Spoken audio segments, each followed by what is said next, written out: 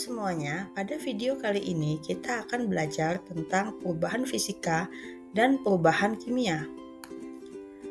Coba kamu ambil selembar kertas bekas seukuran buku tulis, lalu potong menjadi dua bagian sama besar. Bagian pertama disobek hingga ukurannya tinggal 1/4 dari ukuran semula. Bagian kedua dibakar dengan hati-hati menggunakan api. Ingat, jangan menyalakan api dekat benda yang mudah terbakar dan lebih baik minta bantuan orang tua atau wali.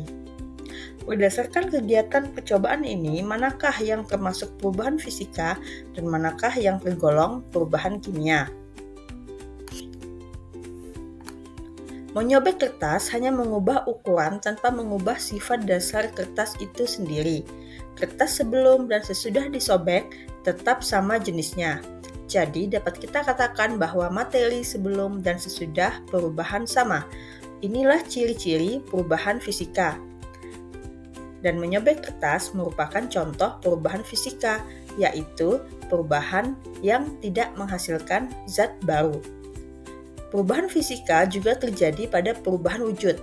Misalnya, es mencair menjadi air, atau air membeku kembali menjadi es, sebagaimana yang tampak pada gambar. Zat penyusunnya tetap sama, yaitu H2O atau air. Ciri lain perubahan fisika adalah reversible, yang artinya dapat kembali ke bentuk semula. Jadi, kita telah memiliki satu contoh perubahan fisika, yaitu es batu menjadi air. Contoh lain adalah melarutkan gula ke dalam air. Gula tidak hilang, hanya bercampur dengan air, sehingga larutannya terasa manis.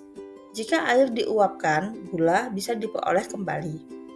Sekarang kita sudah memiliki 3 contoh perubahan fisika, yaitu es batu menjadi air, gula yang dilarutkan ke dalam air, dan kertas yang disobek menjadi ukuran lebih kecil.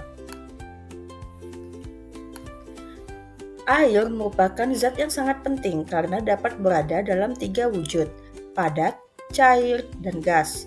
Pergerakan air di alam membentuk suatu siklus yang berlangsung terus-menerus. Tahapan siklus air adalah sebagai berikut. Yang pertama adalah evaporasi atau penguapan.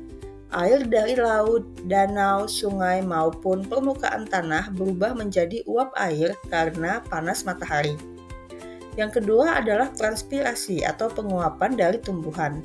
Selain dari perairan, uap air juga dilepaskan oleh tumbuhan melalui stomata pada daunnya.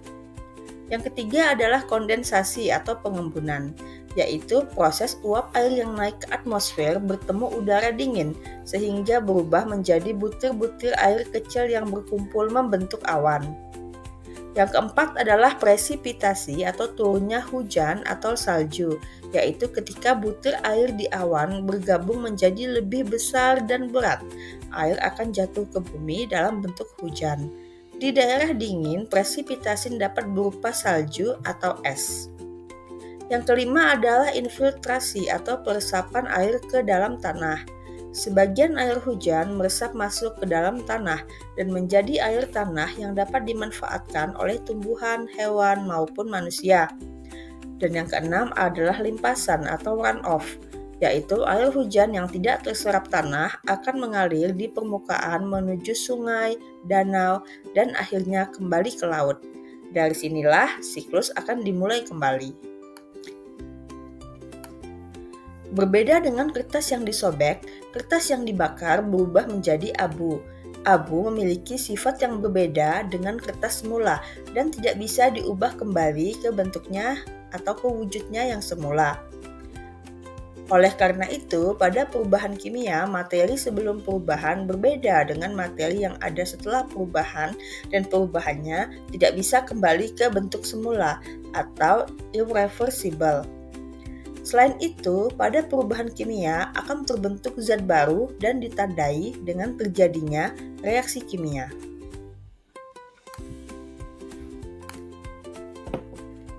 Contoh-contoh perubahan kimia dalam kehidupan sehari-hari antara lain paku yang berkarat, manggang kue, kertas yang dibakar, beras yang dimasak menjadi nasi karena beras tidak bisa kembali seperti semula setelah dimasak.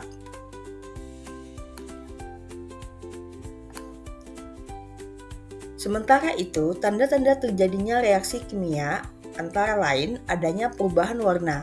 Misalnya, adonan kue berubah coklat saat dipanggang.